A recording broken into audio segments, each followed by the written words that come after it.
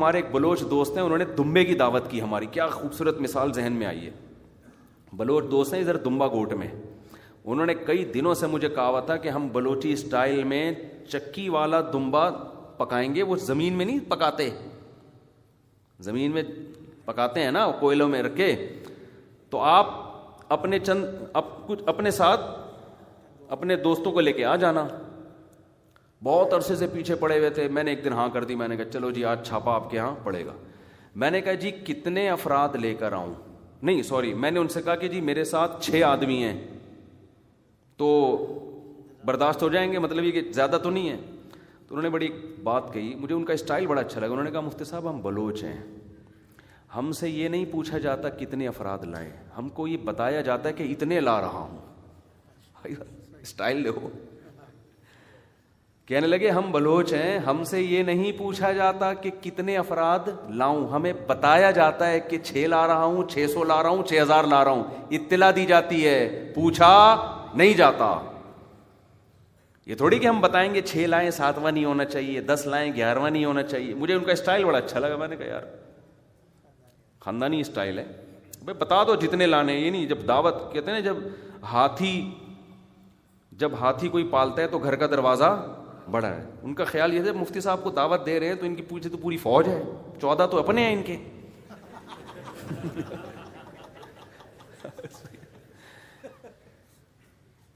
تو نادرا والوں سے رابطہ کیا ہوگا, بھائی جتنے فیملی ممبر ہیں بتا دو.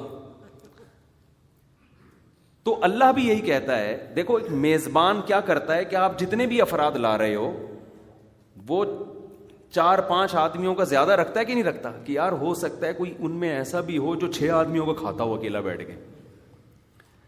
تو اللہ ہمیں پیدا کر کے بھول تھوڑی گیا ہے. اللہ قرآن میں کہتا ہے قدر فیہا اقواتہا, انسان کو زمین پہ لانے سے پہلے اس کی خوراک کا میں نے زمین میں بندوبست کیا ہے. لایا بعد میں, بندوبست پہلے کیا ہے. تو جتنے لوگوں نے آنا تھا ان سے زیادہ کا کیا ہوگا یا کم کا کیا ہوگا. اب ہم پوچھ کے اللہ کے ہاں بندہ لے کر آئے, اللہ بتا 2 بچے ہو گئے, تیسرا لاؤں, ایسا تو نہیں پانی وانی کم پڑ جائے, گیس بجلی کے ذخائر ختم ہو جائیں, ایسا تو نہیں, مسئلہ تو نہیں ہے. تو اللہ کو اس بلوچ سے زیادہ غصہ آئے گا, ٹھیک ہے نا, کیونکہ اللہ تو بہت غیرت مند ہے. یار ہم سے پوچھ رہے ہو یار. اللہ کہتا ہے برساتی مینڈکوں کی طرح لائن لگا دو, میرے خزانوں میں کمی ہونے والی نہیں ہے. خزانوں میں کمی, رزق کی کوئی تنگی نہیں ہونے والی. یداہ مبسوطتان, میرے دونوں ہاتھ کھلے ہوئے. تبھی جن کے بچے زیادہ ہیں اکثر خوشحال نظر آئیں گے, آپ کو اکثر خوشحال نظر آئیں گے. اور یہ یونائٹڈ نیشن کے تانے ہمیں نہ دیا کرو کہ مفتی صاحب کو یونائٹڈ نیشن کا نہیں پتا. ایک سب نے کیا ہوتا ہے, یہ مولوی کو دیکھو کیسی باتیں کر رہے ہیں, بچے زیادہ, اس کو کیا پتا اس وقت دنیا میں آبادی اتنا بڑا مسئلہ بن چکی ہے. اس وقت دنیا میں آبادی کی قلت بہت بڑا مسئلہ بن چکی ہے. یونائٹڈ نیشن میں کوئی جاننے والا نا, اس سے جا کے پوچھو, سمجھتے ہو دنیا آبادی بچوں کی جو گروتھ ریشو جتنا ہونا چاہیے, یونائٹڈ نیشن اس پہ پریشان ہے, اتنا ریشو ہے نہیں. آپ کہہ سکتے ہو پھر یہ تحریکیں کیوں چلا رہے ہیں کہ ہم بچے کم پیدا کریں. یہ اس لیے کہہ رہے ہیں ہمارے ہو نہیں رہے تو ان کے تو کم کرو. نہیں آ رہی بات. وہ ایشیائی ملکوں کو کم کروا رہے ہیں, اپنوں کو تو کہہ رہے ہیں اسپیڈ بڑھاؤ, زور لگاؤ. وہ بڑھ نہیں رہی ان سے اسپیڈ, وہ 2 ہی. تو پھر پاکستانیوں نے وہاں جا کے الحمدللہ اس کا بہت زبردست جائز فائدہ اٹھایا. اس کا فائدہ یہ ہوا کہ جب مسلمان کہیں بھی جاتا ہے اسپیڈ کسی اور چیز میں بڑھے نہ بڑھے, یہاں بڑھنا شروع ہو جاتی. تو وہ اس سے بھی پریشان ہے کہ یار یہ تو اسپیڈ ان کی بڑھ رہی ہے, ہم تو ویسے ہی مینورٹی میں. 2050 میں تو یورپ کے بہت سے کنٹریز ہیں جن میں اسلام اکثریت میں ہوگا. اسلام پوری دنیا کا تو سب سے بڑا مذہب بن چکا ہوگا. اس کے علاوہ بہت سے یورپ میں ان کی اپنی آبادی مینورٹی میں. ابھی آپ دیکھو اطلاعات آتی ہیں کہ فلاں ملک کا وزیر اعظم وہ مسلمان ہے, آنی شروع ہو گئی نا اطلاعات ایسی. الیکشن میں ایک مسلمان جیتا ہے, یہ ہونا شروع ہو گیا. اب جب جمہوریت ہے, گروتھ ریشو بڑھے گا, تو آپ دیکھو گے کہ فرانس میں مولانا فلاں رحمت اللہ علیہ صدر بن گئے, یہ دیکھو گے آپ. اور جناب جاپان میں کوئی اچھا سا نام بتاؤ یار جو جاپانیوں پہ سوٹ بھی آ رہا ہو. جاپان میں سبکتگین صاحب جاپان کے صدر بن چکے ہیں.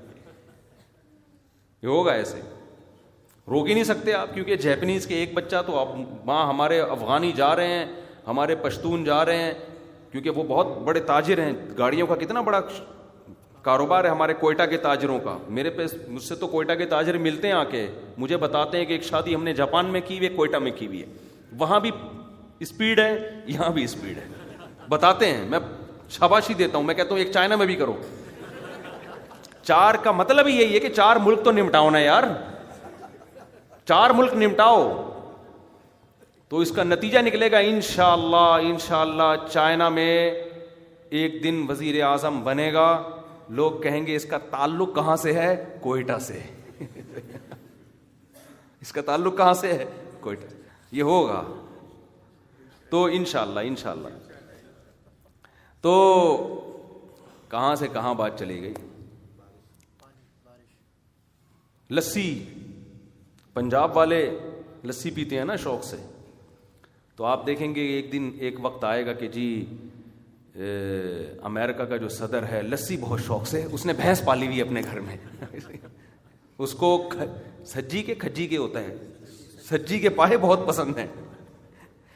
تو جو خدا کا قانون ہے, آپ کو پتہ ہے, آپ ہسٹری اٹھا کے دیکھیں نا, بہت سے قومیں ایسی ہیں جو ختم ہو چکی ہیں, بہت سی قومیں ایسی ہیں جن کا وجود, جو بڑی بڑی قومیں تھیں وہ اب کیا ہیں, مارکیٹ سے شارٹ ہو گئی ہیں, وہ منورٹی میں آتے آتے مارکیٹ سے ہی شارٹ ہو گئی.